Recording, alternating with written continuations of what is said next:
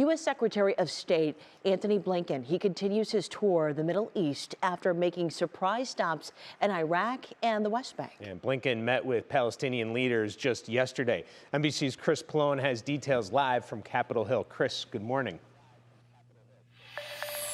Yeah, Dave and Carmen, good morning to you. U.S. officials are trying desperately to keep this war between Israel and Hamas from exploding into a much bigger conflict throughout the Middle East. As Israel conducted what it called a significant operation in Gaza, two Biden administration officials crisscrossed the region, trying to prevent the war from spilling over. It was very important to send a very clear message to anyone who might seek to take advantage of the conflict in Gaza to threaten our personnel here or anywhere else in the region. Don't do it.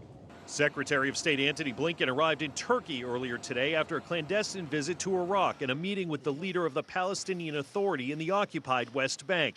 This as CIA Director William Burns is also in Israel. The U.S. continues to push Israel for pauses in the fighting as outrage grows among some U.S. allies over the unfolding humanitarian catastrophe in Gaza. Israel's raised important questions about how humanitarian pauses would work.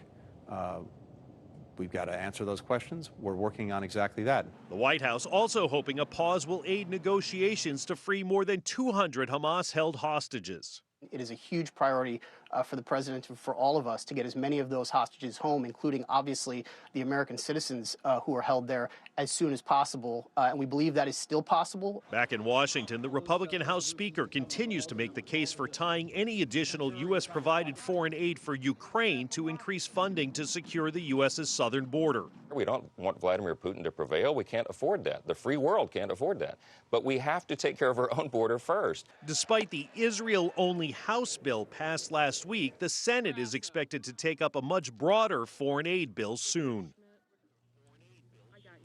And since October 7th, militias backed by Iran have claimed responsibility for some 40 attacks on U.S. troops in Iraq and Syria. The U.S. has conducted 2 airstrikes in Syria to retaliate. Dave? All right, Chris Plone live for us with the latest. Chris, thank you.